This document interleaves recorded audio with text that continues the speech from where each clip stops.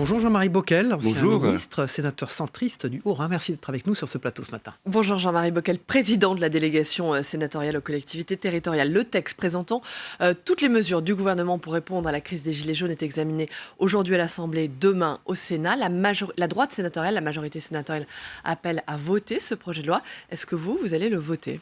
Le centre va le voter, naturellement. Nous ne sommes pas dans la politique du pire.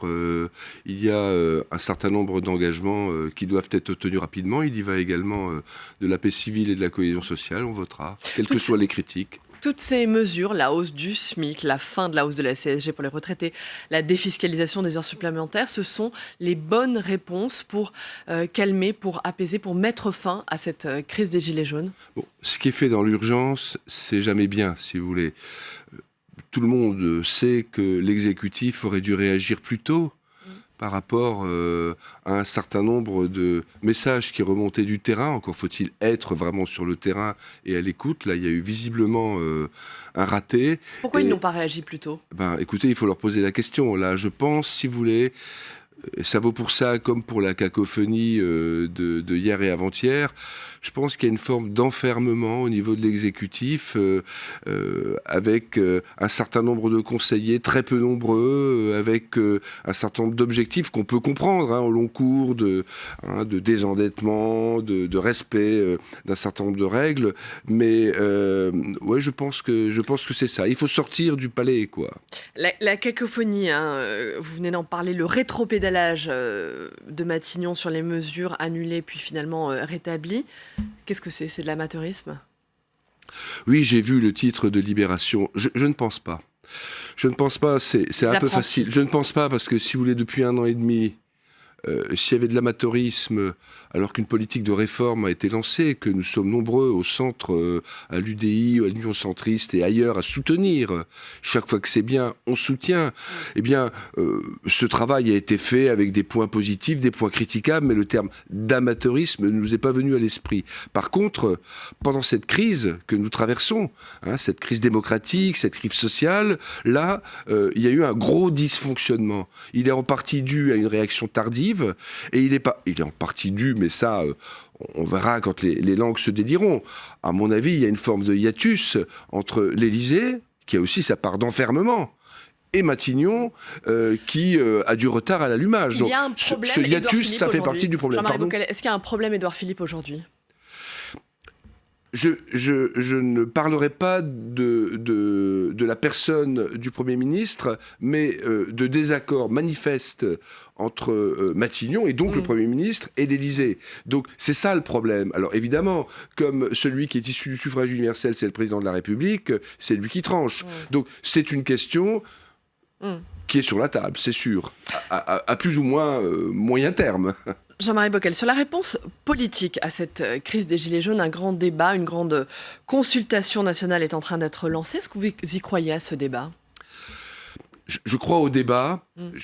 Comme maire, comme chef d'un grand exécutif, quand j'ai eu des grands projets compliqués, genre tramway et autres, j'ai eu des moments de débat, pas de référendum. Je ne suis pas très favorable au référendum. Je suis voisin de la Suisse. C'est très bien la Suisse, mais c'est une organisation institutionnelle complètement différente. Je ne vais pas passer 1 heure à vous l'expliquer, pourrais. Mais donc, le débat, c'est bien, mais un débat dans la précipitation pour sortir d'une crise grave, pour faire revenir un certain nombre de personnes qui sont encore sur les ronds-points chez eux, c'est toujours très compliqué. Les maires, les élus locaux sont en première ligne dans ce débat, dans l'organisation de ce débat. C'est en tout cas ce qu'Emmanuel Macron lui-même appelle de ses voeux. Est-ce que vous saluez, vous êtes président de la délégation aux collectivités territoriales, vous saluez ce retour des élus locaux en première ligne ? On ne peut pas être contre. En plus, ce sont les maires ruraux qui ont pris l'initiative d'ouvrir leur mairie pendant la crise, donc tout ça, c'est positif. J'observe qu'on redécouvre l'utilité des maires, des élus locaux, après les avoir longtemps enfin d'une certaine manière méprisés, si vous voulez. Donc tout ça se fait un peu dans la précipitation, sans que les maires aient eux-mêmes eu toutes les réponses aux problèmes auxquels ils sont confrontés. Bon, c'est très bien, mais encore une fois, on ne peut pas tout demander dans un grand débat national aux maires. Il y a une organisation du débat. L'instance qui est chargée d'organiser les grands débats publics, pas seulement principalement celui-là, qui est présidé par Madame Jouanneau. Elle a un certain nombre de règles, elle a une certaine lenteur, parce que les débats, ça se fait pas dans la précipitation. Donc faire caler un dispositif avec une demande urgente de l'exécutif et avec par ailleurs le rôle que peuvent jouer les maires sur le terrain, voilà, on va voir comment ils vont réussir cela. Moi, je ne dis pas non a priori, mais il faut que dans ce grand débat public, il n'y ait pas simplement un certain nombre de grandes gueules. Moi, je vois bien dans les débats qu'on organise sur le terrain, c'est toujours un peu les mêmes. Donc, pour faire venir les autres, c'est-à-dire comment dirais-je, un public représentatif de la diversité de ce qu'est le pays, il faut un tout petit peu de temps. C'est pas le 15 janvier. C'était aussi une colère, une crise des territoires à laquelle que nous avons traversée. Oui, mais si vous voulez, la crise des territoires, elle existe depuis longtemps. Il y a une succession de textes désordonnés qui se superposent. Il y a aussi, si vous voulez, au niveau des territoires, un certain nombre de choix qui sont devant nous sur les différents niveaux de collectivité, de décision. Tout ne peut pas venir de l'exécutif. Il faut qu'à un moment donné, on se mette vraiment autour d'une table, que chacun balaye devant sa porte, qu'on avance. Ça s'appelait les conférences du territoire, qui sont aujourd'hui un peu entre parenthèses. Il faut reprendre cette affaire tranquillement, s'adosser sur le Sénat et son président Gérard Larcher, qui est un homme constructif, se respecter mutuellement. Et à ce moment-là, on pourra sortir de la crise des territoires. Mais pas là dans l'urgence en 15 jours, ça n'existe pas, ça. Jean-Marie Bockel, avant de poursuivre et de parler d'un tout autre sujet, la lutte contre le terrorisme, j'aimerais qu'on regarde ensemble un sujet sur les fichiers S, les fiches S. Mettre fin à l'hystérie politico-médiatique sur les fichiers S, c'est l'objectif d'un rapport présenté, dévoilé hier au Sénat, un texte qui se penche sur les moyens à mettre en œuvre pour qu'elle soit plus efficace. Les explications de Sandra Cerquera. C'est un système souvent décrié, celui des fichiers S.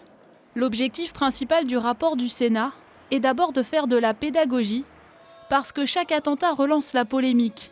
Dernier en date, celui de Strasbourg il y a une semaine, qui a soulevé une fois de plus des interrogations sur l'efficacité de ces fiches S.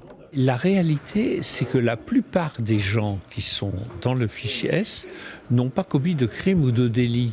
Quand je vais sur le marché, on me dit, mais puisqu'il est fiché S, pourquoi vous ne l'avez pas enfermé? Pourquoi vous ne l'avez pas mis dehors pour qu'il ne nuise pas? Mais en France, il n'existe pas de détention arbitraire. Pour être en prison, il faut bien qu'il y ait une décision d'un juge. Une façon de répondre aussi à tous ceux à droite qui continuent de réclamer l'internement ou l'expulsion des fichiers S. Le rapporteur François Pillet a tenu à rappeler que la fiche S est d'abord un motif d'alerte pour les forces de l'ordre, mais qu'elle ne constitue pas un indicateur de dangerosité, ni même un outil de suivi de radicalisation. Tous ceux qui laissent à penser que, peut-être par des solutions un peu hâtives, de port de bracelet, rétention administrative, détention provisoire, régleraient le problème, non seulement trompent un peu le peuple. Par ailleurs, le rapport met en garde contre l'élargissement des personnes habilitées à consulter les fiches S, qui serait risqué sur le plan opérationnel. La fiche S fait partie des 21 catégories du fichier des personnes recherchées, qui concerne toute personne susceptible de troubler l'ordre public. On en compte plus de 25 000 en France. Jean-Marie Bockel, qu'est-ce qu'il faut faire pour améliorer le traitement de ces fiches S ? Il faut sortir des postures idéologiques. Moi, j'ai deux principes. L'amélioration du traitement, il se fait mois après mois en s'adaptant à une situation qui évolue. Là-dessus, je dirais, je n'ai pas de critique particulière à formuler. La question, c'est à l'intérieur du fichier S, évidemment, faire la part entre les différents types de dangerosité, notamment, en l'occurrence, le risque terroriste. J'ai deux principes simples. Le premier, c'est qu'au niveau des pouvoirs locaux, des maires, on avait fait un rapport là-dessus au niveau de la délégation collectivité territoriale il y a 2 ans, sur les questions de radicalisation. On doit savoir ce qu'on a besoin de savoir. C'est un peu le C'est censé être le cas. C'est maintenant, depuis peu, depuis que Castaner l'a dit, ça va être le cas. Mais longtemps, c'était pas le cas, c'était au cas par cas. Et moi, je me souviens de l'époque des contrats locaux de sécurité, quand j'étais maire. Au fond, vous savez quel est le principal résultat de ces contrats locaux?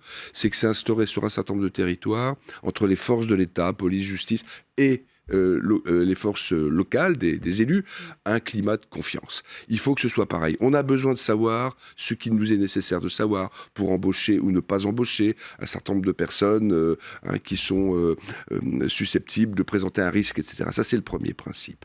Et puis, le deuxième principe, par rapport, là aussi, c'est un débat récurrent sur les mesures à prendre pour éviter que certaines Mais alors personnes... justement, quand Laurent Wauquiez dit il faut détenir préventivement, arbitrairement, les fichiers, c'est plus dangereux. Est-ce que ça, vous êtes d'accord là-dessus ? Moi, je réponds à Laurent Wauquiez.